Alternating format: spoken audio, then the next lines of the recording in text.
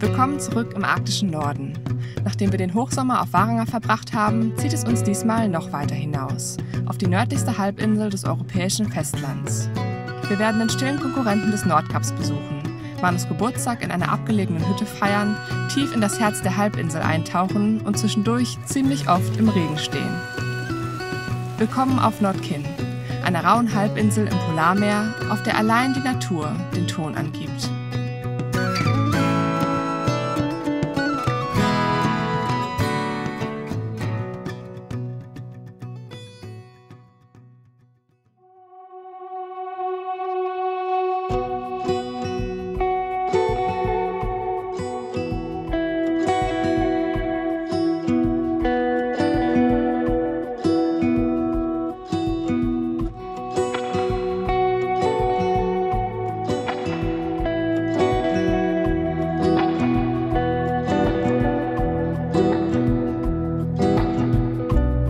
Hallo und willkommen zurück aus Norwegen. Schön, dass ihr wieder mit dabei seid. Normalerweise ist ein ganz großer Teil dieser Videos auch immer die Recherche zu einer neuen Destination. Also bevor wir in eine neue Region aufbrechen, verbringen wir eine Menge Zeit in den Laptops, um zu schauen, welche Wanderungen gibt es dort, wo gibt es vielleicht Wildlife zu beobachten.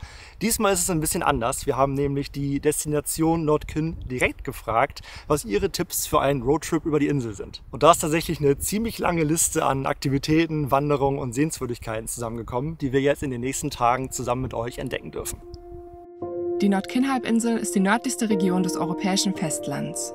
Eingebettet zwischen dem Tanafjord im Westen und dem Laxefjord im Osten ragt sie weit in die raue Barentssee hinein. Die Landschaft ist geprägt vom arktischen Küstenklima. Karge Tundra und weite Moorflächen treffen auf schroffe Klippen und felsige Hochplateaus. Bäume gibt es fast keine. Über 5000 Rentiere leben auf Nordkinn, mehr als doppelt so viele wie Menschen. In den Sommermonaten streifen sie in Herden über die Halbinsel und es dauert nicht lange, bis wir die ersten von ihnen bei einer Flussdurchquerung beobachten können.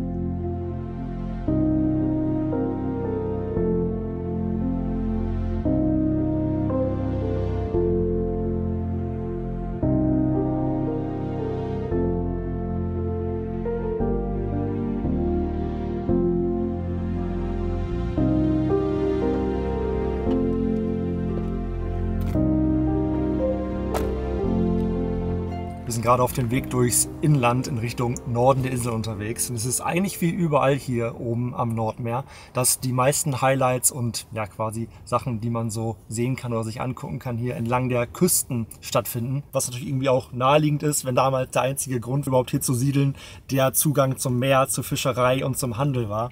Und natürlich dann entsprechend auch die ganzen Dörfer und Siedlungen sich entlang der Küste angesiedelt haben. Und die Straßen, die hier so durchführen, eigentlich mehr Transferstraßen sind. Erst seit 1989 ist Nordkinn an das norwegische Straßennetz angeschlossen. Die sogenannte Nordkinnstraße verbindet die wenigen Ortschaften auf der Halbinsel. Und während wir ihr in Richtung Norden folgen, können wir nur erahnen, wie abgelegen sich diese endlose Weite erst im Winter anfühlen muss. So ein bisschen sieht das ja aus, als hätte jemand einfach so mitten in eine riesige Steinwüste eine Straße gebaut. Wahrscheinlich ist es auch ziemlich genau so, denn außer der Straße und so ein paar Strommasten erinnert hier wirklich wenig an Zivilisation. Keine Häuser, auch sonst gar keine Infrastruktur, nur diese Straße und ganz viele Steine.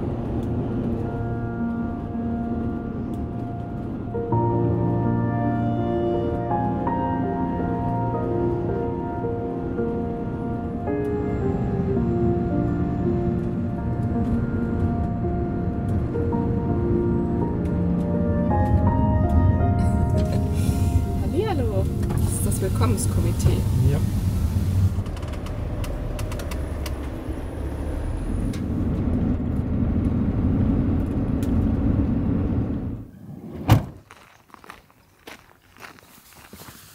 Wir haben die Küste erreicht und weil heute so unglaublich schönes Wetter ist, haben wir uns entschieden, direkt schon mal das erste Highlight anzusteuern.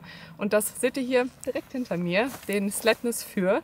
Das ist tatsächlich der nördlichste Leuchtturm auf dem europäischen Festland und wird deswegen so insgeheim auch von vielen als echtes Nordkap gehandelt, weil das Nordkap selbst ja gar nicht auf dem Festland liegt, sondern auf einer Insel.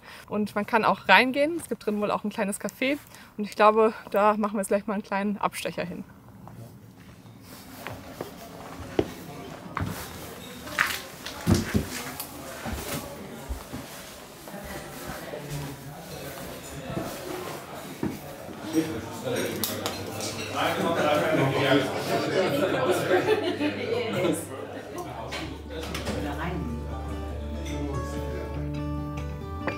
Perfect. Yes, thank you. That looks great. Thank you very much.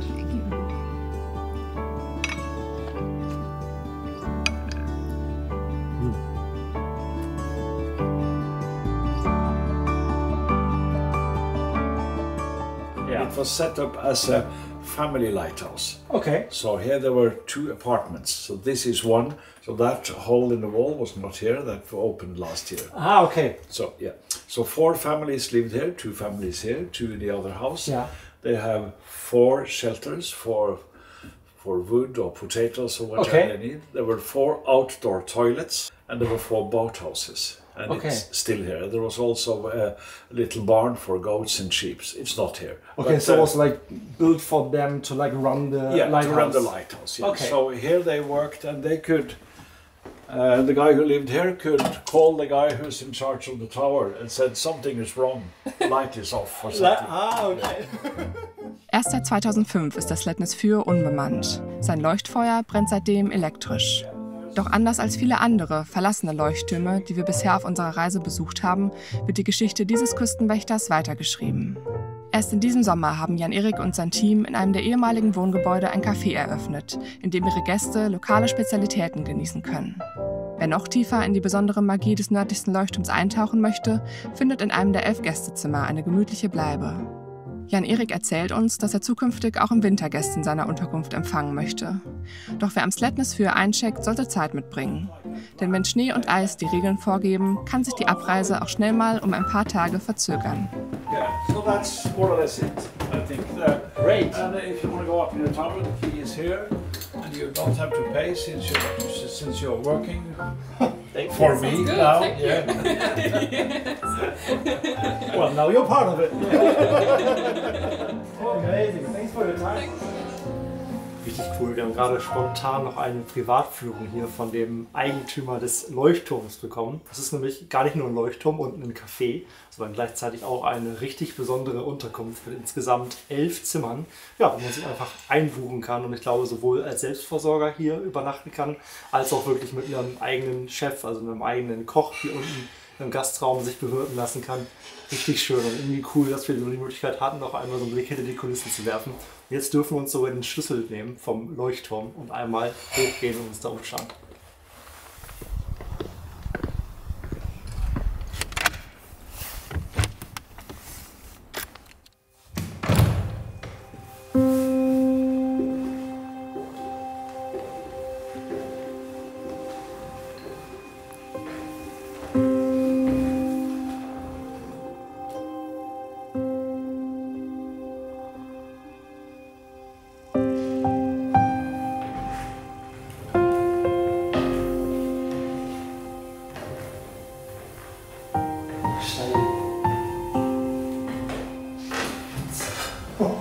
Wow.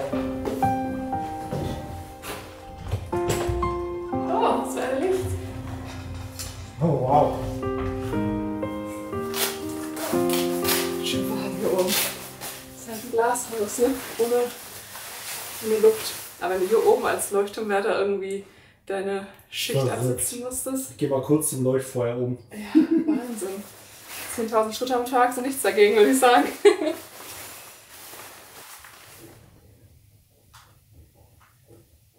Hammer. Also die ganzen Stufen, die hoch lohnen sich auf jeden Fall. Es ist echt mega beeindruckend, so ein Leuchtfeuer mal vom Nahen zu sehen. Wir haben gerade mal überlegt, ich glaube, die Möglichkeit hatten wir bisher noch nie. Von daher, wenn ihr mal hier seid, es lohnt sich auf jeden Fall. Man kann den auch regulär besuchen, den Leuchtturm. Das kostet dann, glaube ich, einen kleinen Eintritt und ist auch nicht zu jeder Zeit möglich, je nach Saison. Aber ich glaube, einfach mal fragen im Café kostet nichts. Sind alle super nett hier und es lohnt sich echt, hier oben einmal vorbeizuschauen.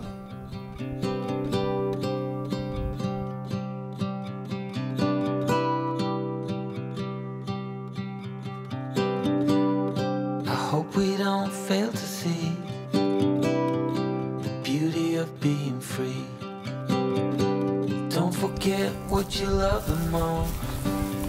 Die ersten Cloudberries sind schon reif. Voll die coole Farbe. So we have to give it one more try. For the idiots are taking over. They're caught up in the Recht süß, recht steinig. So ein bisschen wie Pfirsich irgendwie. Ja, es hat so einen Touch, eine Moltebeere, so ein bisschen Pfirsich meets Johannisbeere. Aber lecker. Da gibt es echt einige von hier. Tage nochmal sammeln gehen. Ja. What's it for? What's it for?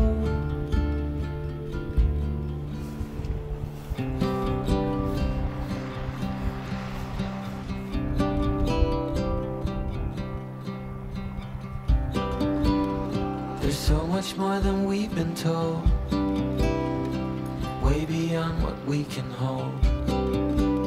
So keep your eyes open for the things that really matter.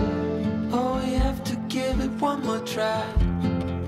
Now that the idiots are taking over. Wir waren jetzt echt länger am Leuchtturm als gedacht, aber das Licht wurde gerade nochmal wunderschön, deswegen konnten wir noch nicht gehen. Wir haben uns jetzt auch für die Nacht einen Stellplatz gesucht, relativ nah am Leuchtturm. Ich glaube, wir stehen so 1 Kilometer entfernt, weil wir morgen hier noch eine kleine Wanderung machen wollen. Generell ist es so, dass es hier rund um den Leuchtturm einige Parkplätze gibt, wo man wohl auch übernachten darf, wenn man natürlich sich an die üblichen Regeln hält, keine Stühle rausstellt, Abstand hält und so weiter. Und die waren aber alle schon ziemlich voll. Also hier war echt ganz gut was los. Wahrscheinlich vor allem, weil es eben dieser nördlichste Punkt vom Festland Europa ist. Aber hier stehen wir jetzt nur mit einem weiteren Camper. Es funktioniert für uns eigentlich immer echt ganz gut, dass man an Orten, wo viel los ist oder wo man einfach weiß, da kommen viele hin, dass man dann einfach sich einen Platz sucht, der so ein bisschen weiter vom Schuss ist. Wir sind jetzt 10 Minuten gelaufen, glaube ich, also echt nicht wild. Und ja, haben so trotzdem noch ein bisschen mehr Ruhe als direkt vorne beim Leuchtturm.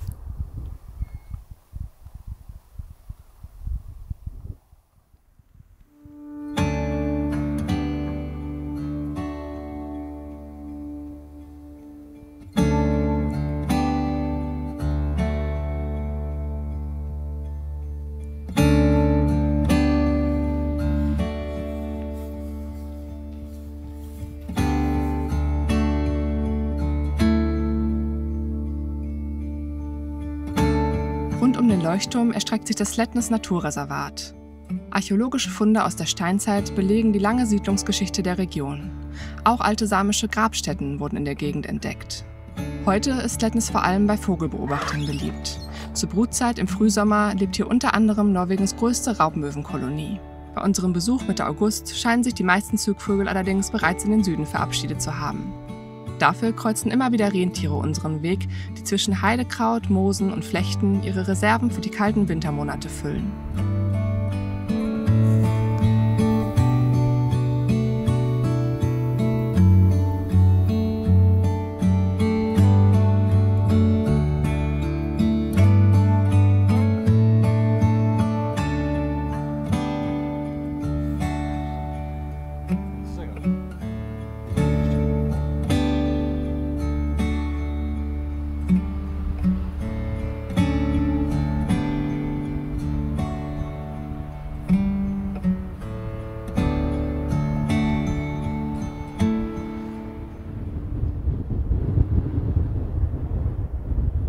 Wir haben gerade eingecheckt bei unserer Base für die nächsten Tage, und zwar ist das dieser Campingplatz hier in Mehamn. Und hier werden wir jetzt mal fast eine Woche bleiben, unter anderem, weil der junge Mann hinter der Kamera morgen Geburtstag hat und wir dafür gerne einfach eine feste Base haben wollten. Die Möglichkeit jederzeit zu duschen, ihr kennt das. Und zum anderen auch, weil wir das Gefühl haben, dass sich die Highlights auf der Insel eigentlich relativ stark auf den Norden konzentrieren. Also die Wege sind hier, oder Distanzen sind hier nicht so weit wie auf Hardanger beispielsweise, sondern man kann ganz gut sternförmig von hier aus in Tagesroadtrips die Halbinsel erkunden. Und das haben wir auch vor. Was diesmal nicht ganz so gut mitspielt, ist das Wetter. Ihr seht schon im Hintergrund, es ist ziemlich grau und hat auch heute schon ordentlich geregnet. Aber wir machen auf jeden Fall das Beste draus und schauen uns jetzt erstmal den Ort an.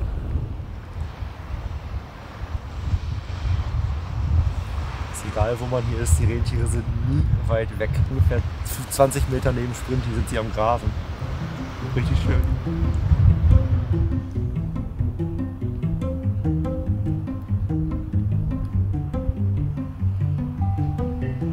Der kleine Fischerort Mehamn liegt im Norden der Halbinsel. Rund 700 Menschen leben hier, am 71. Breitengrad, und obwohl man in Norwegen kaum nördlicher leben kann, ist das Klima dank des Golfstroms gemäßigt. Im Winter wird es selten kälter als minus 15 Grad.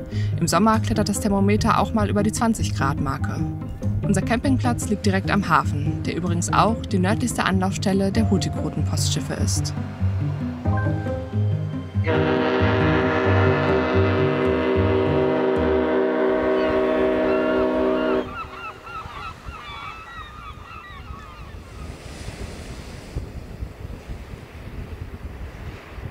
Wir merken auf jeden Fall jetzt schon direkt zu Beginn unseres Aufenthalts, dass der Slogan der Region Where Nature Rules, also wo die Natur bestimmt, auf jeden Fall seine Berechtigung hat. Zwischen unserer kleinen Wanderung an der Küste und jetzt hier liegen echt nur wenige Stunden und vorne war es so sonnig und jetzt ist es richtig trüb, regnerisch, vorne hat es schon richtig doll geschüttet und ja, man muss sich auf jeden Fall ein bisschen anpassen und kann nicht zu weit in die Zukunft planen.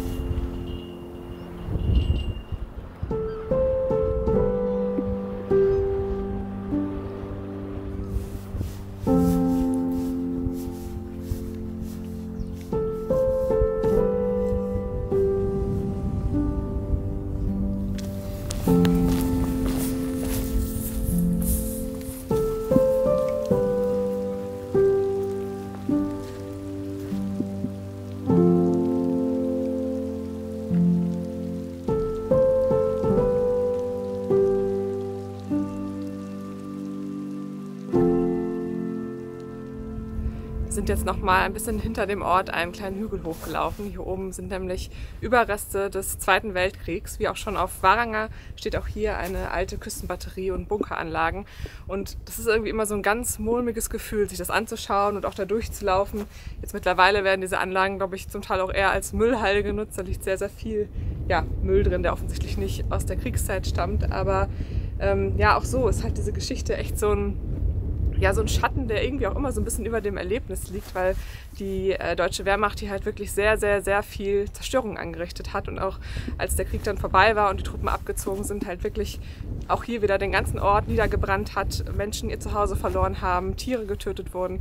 Es ist so verrückt, sich das vorzustellen und hat natürlich auch gerade für uns als Deutsche irgendwie nochmal so einen besonders faden Beigeschmack.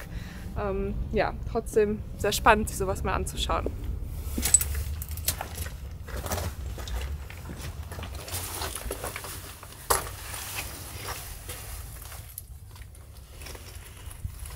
Spooky.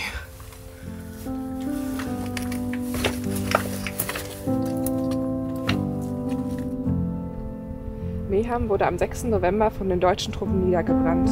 Haustiere wurden erschossen und Boote versenkt.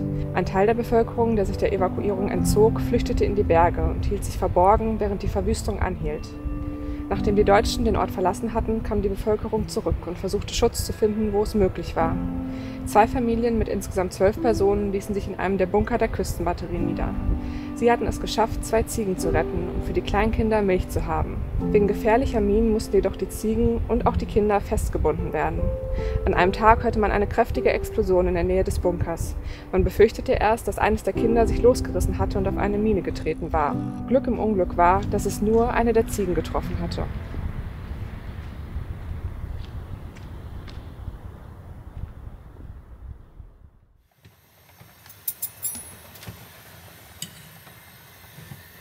Heute kann es regnen, stürmen oder schneien.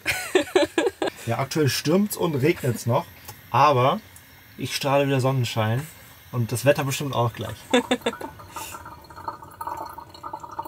Der Wetterbericht hat uns nämlich für heute eigentlich ein paar Stunden Geburtstagswetter versprochen.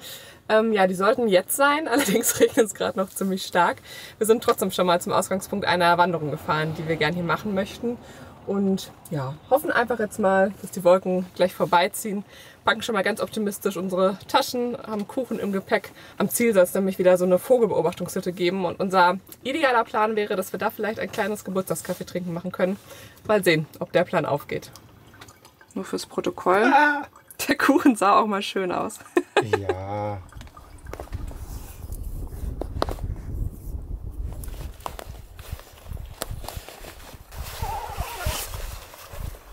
Kein Regen muss reichen heute als Geburtstagswetter. Was denn? Kein Regen muss reichen. Ja, nee, ich will ja genau hin müssen, egal. Nur nicht so ein Gewitterlauf.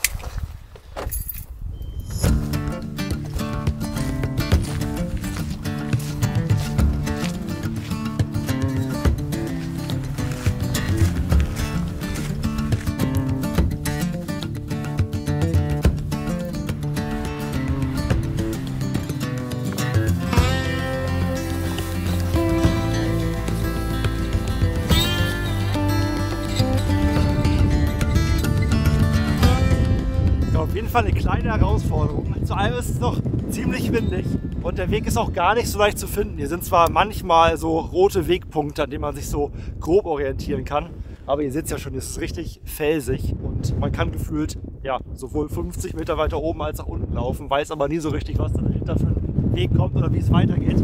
Ja, deswegen hangeln wir uns hier gerade mal so durch und hoffen, dass es unten im Schatten des Berges ein bisschen ruhiger wird und wir dann auch schon bald unsere Hütte sehen, zu der wir wollen.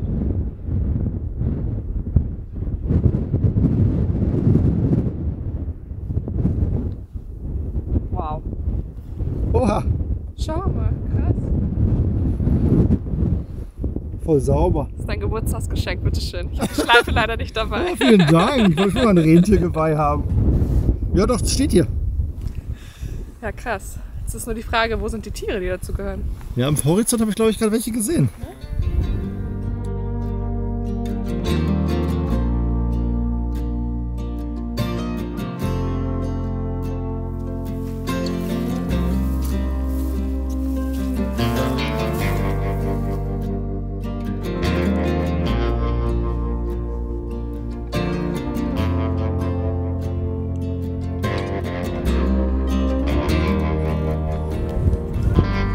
Sehe sie.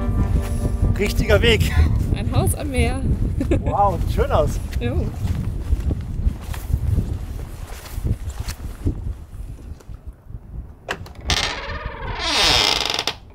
Oh, wie schön. Sagen, das ist ein guter Ort für eine Geburtstagskaffeepause. Oder? Könnte wirklich schlimmer sein.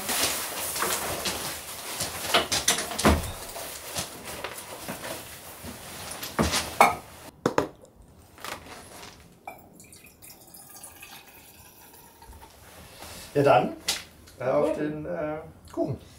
Jetzt auf deinen Geburtstag.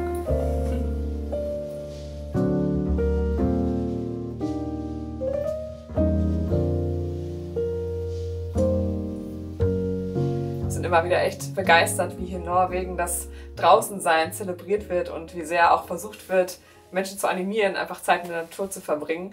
Es gibt ja diesen Begriff Friluftsliv, der im Grunde genau das heißt, quasi so diese Idee, dass man einfach seinen Alltag draußen verbringt und wenn es auch nur mal kleine Momente sind, Spaziergänge, kurze Wanderungen.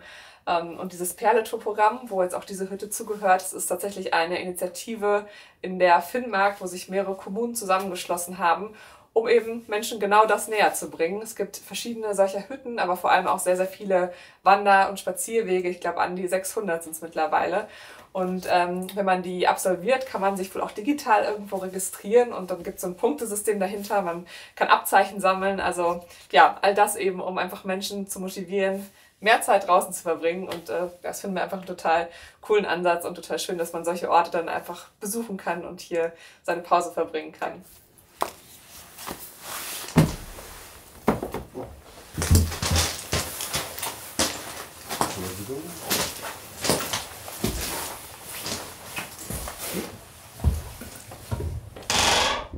ist echt so schön, dass es gerade in Regionen wie jetzt hier oben in Nordkinn, wo das Wetter dann doch öfter mal umschlägt, so eine Infrastruktur gibt und so Hütten an so besonderen Orten einfach sind.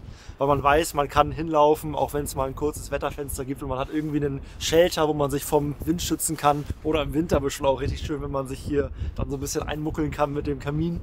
Man weiß, man ist nicht so dem Wind und Wetter ausgesetzt und friert, sondern man kann kurz rein, sich aufwärmen, eine Pause machen und dann frisch gestärkt zurückgehen zum Ausgangspunkt. Das ist echt schön, dass man dann einfach dadurch die Möglichkeit hat, ja, die Natur zu jeder Jahreszeit eigentlich auch zu genießen.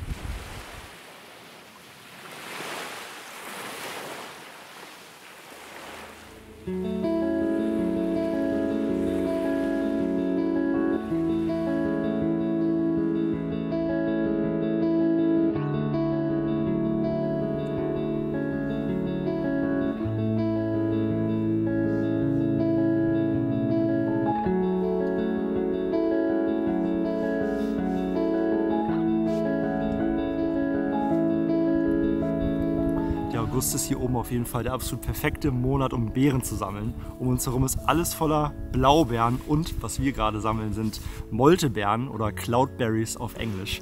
Und die gelten so ein bisschen als das skandinavische Gold, weil sie so selten sind und wohl nur in moorigen Gebieten und weit im Norden wachsen. Habe auch gerade schon einen Local getroffen, der hier vorbeigelaufen ist, der innerhalb von einer richtig kurzen Zeit, er sagte, 1 Kilo gesammelt hat. Und ich glaube, er macht daraus sowas wie so Marmelade, die er dann zu seinem Essen isst.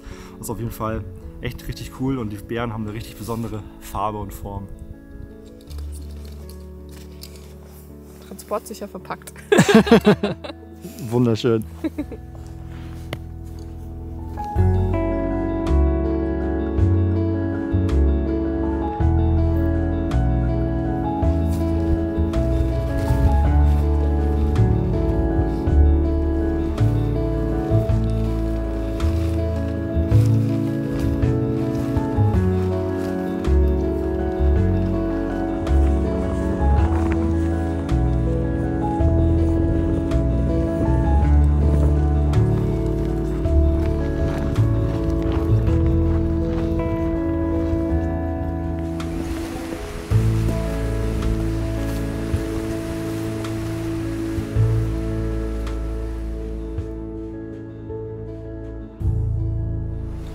Der Rückweg war jetzt doch deutlich entspannter als der Hinweg. Wir sind jetzt echt schneller als gedacht zurück an der Straße und bei Sprinti. Wir freuen uns jetzt auf die heiße Dusche auf dem Campingplatz und dann auf einen gemütlichen Abend.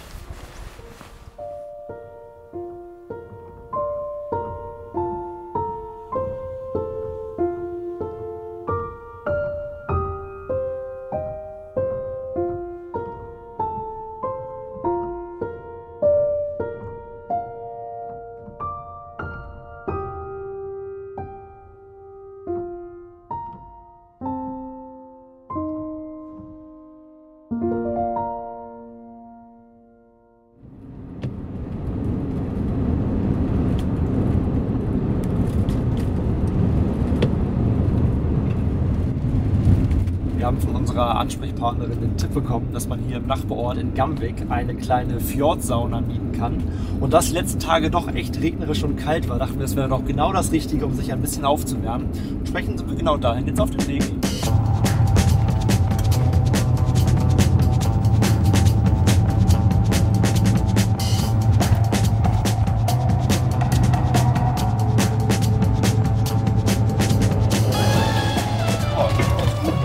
Sieht echt cool aus.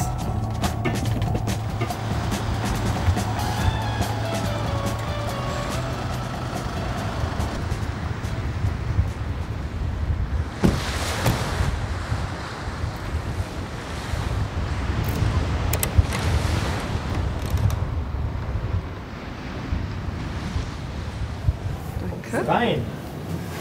Oha, Größer als gedacht. stimmt. Mit Vorraum. Vorraum. Da ist dann...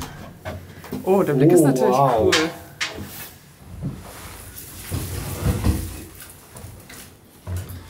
Die Sauna wird hier mit Holz befeuert. Das heißt ungefähr so 30 bis 45 Minuten den Ofen richtig schön heiß machen und dann müsste es ungefähr passen.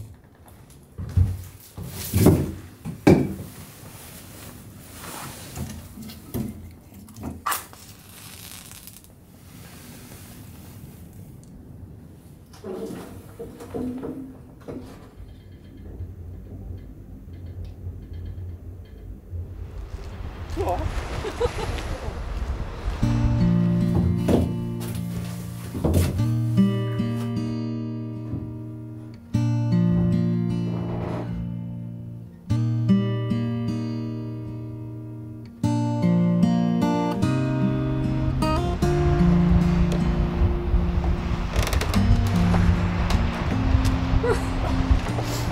Oh, wow! Also geht's dann, ne? So dass die 8 Grad aushalten. Boah, aber merkst du schon, dass allein das ein Temperaturunterschied ist?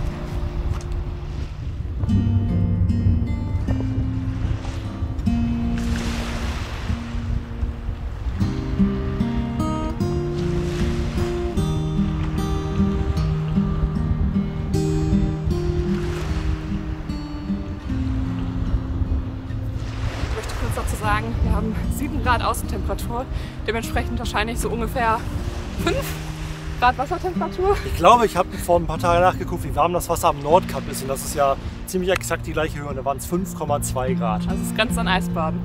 Das ist Eisbaden. Aber ist cool. Das ist richtig, richtig gut. Tut richtig gut. Nächster Gang.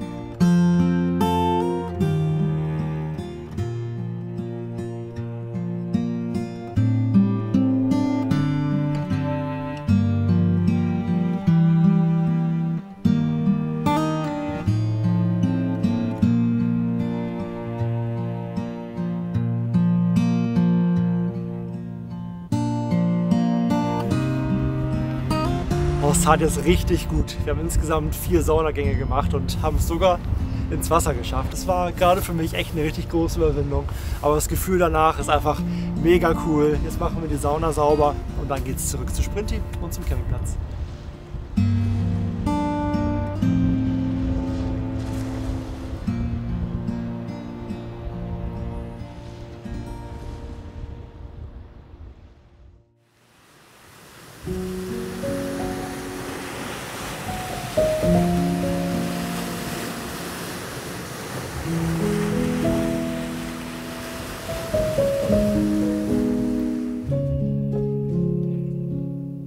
Langsam hält der Herbst an der arktischen Küste Einzug. Es stürmt und regnet, mal gleichzeitig, mal hintereinander. Die Temperaturen sind einstellig und wir sind dankbar für unser gemütliches Dach über dem Kopf, durch das es nur manchmal hineinregnet. Eigentlich hatten wir uns zu Beginn dieser Reise vorgenommen, das Wetter so zu nehmen, wie es kommt. Und eigentlich klappt das bisher auch ganz gut. Wenn Sturm und Regen die Vorhersage dominieren, legen wir Laptop-Tage ein. Und wenn es das Wetter zulässt, geht's raus in die Natur. Zur Wahrheit gehört aber auch, dass wir viele Tage mit der immer selben Frage starten. Arbeiten wir heute am Laptop oder mit der Kamera? Gehen wir wandern oder stehen die Chancen morgen besser, dass wir unsere Technik trocken ins Ziel bringen? Unsere Zeit auf Nordkinn ist begrenzt und die Liste an Erlebnissen, die wir gern mit euch teilen möchten, lang. Also machen wir das Beste draus und verlassen den Campingplatz für einen letzten Ausflug auf der Halbinsel.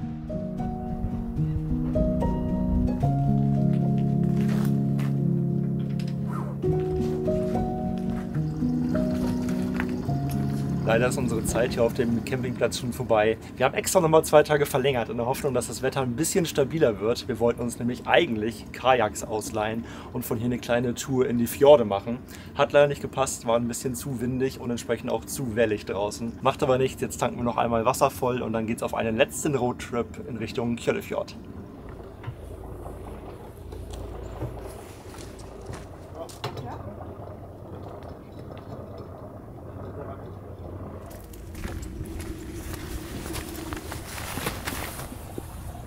Ja.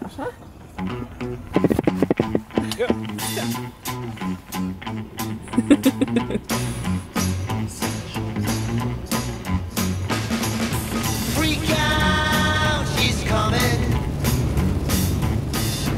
Freak out, she's picked up extra for you. Freak out, she's hacked. Freak out, she's turned up extra for you. She's coming. She don't look too satisfied. What's gonna do about it? What's gonna do about it? She's a badass babe, mirror warmer, silent kitchen, a dolly bird. She don't look too satisfied.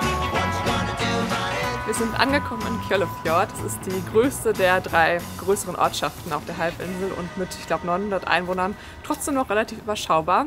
Hier hinter mir seht ihr das Nordkinn Hotel und da werden wir jetzt gleich mal reingehen, nicht um einzuchecken, sondern um etwas abzuholen, was ihr bei uns in unseren Videos, glaube ich, noch nie gesehen habt. Wir zeigen es euch mal.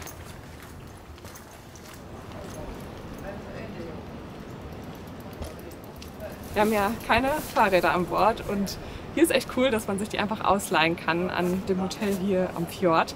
Und das machen wir jetzt und fahren einen Fjord weiter quasi. Da könnten wir theoretisch, glaube ich, auch mit dem Sprinter hin. Aber Parkplätze und so sind da, glaube ich, eher begrenzt. Deswegen ja, verbinden wir das mit einer kleinen Fahrradtour und hoffen, dass das Wetter stabil bleibt.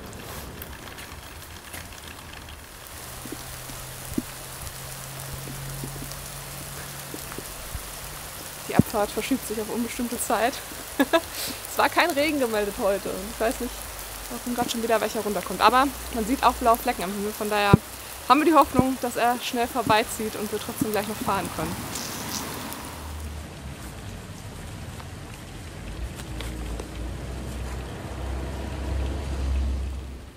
Versuchen wir es? Ja. Besser wird es nicht heute wahrscheinlich. Stabiler wird das Wetter wahrscheinlich hier nicht werden. 0,0 Niederschlag die nächsten 24 Stunden. Aber so ist das auf Inseln. ist halt auf Inseln im Nordmeer.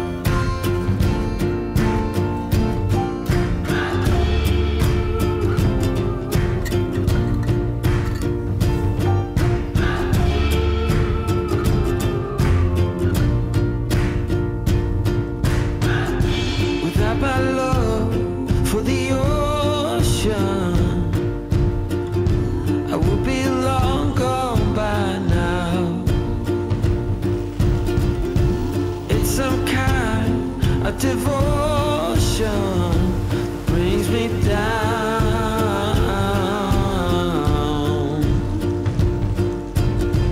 That without my love for the ocean, I will be no one. No one.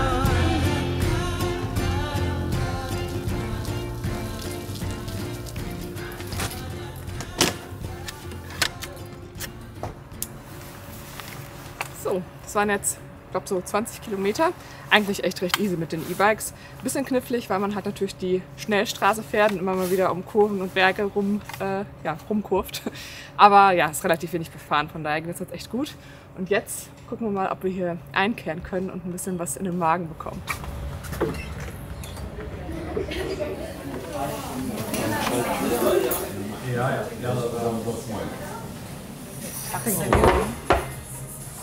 Thank you. You're welcome. You? Was muss ich sagen? Ja.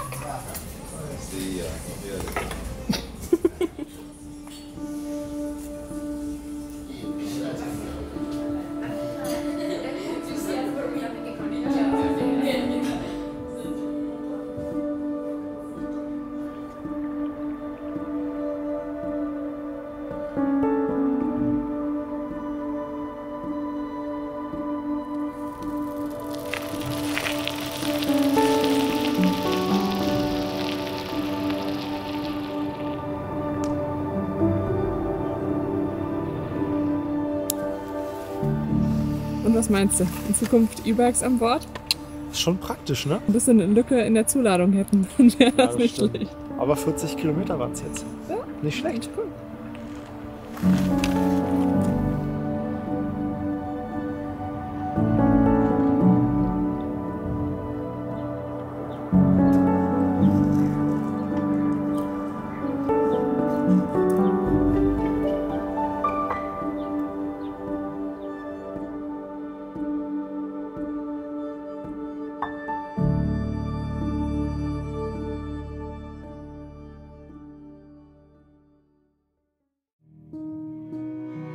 Wir beenden unsere Reise über die Nordkin-Halbinsel dort, wo sie begonnen hat. Besuchen ein letztes Mal das gemütliche Leuchtturmcafé, bevor es Ende August seine Türen bis zur nächsten Sommersaison schließen wird. An der arktischen Küste sind die Sommer kurz, die Winter hart und die Gemeinschaft dafür umso stärker. The Steadfast People, das standhafte Volk, ist ein Symbol dafür. 150 Strohfiguren, der Blick in Richtung Barentssee gewandt, die den Widrigkeiten der arktischen Küste trotzen wie ihre Bewohner. Wir verlassen Nordkin voller Dankbarkeit für die besondere Zeit, die wir hier verbringen durften und voller Bewunderung für die Menschen, die diese einzigartige Region ihre Heimat nennen. Vielen Dank, dass ihr uns in den arktischen Norden begleitet habt und Tusen Takk an die Destination Nordkin für die Unterstützung dieser Reiseetappe. Wir sehen uns im nächsten Video.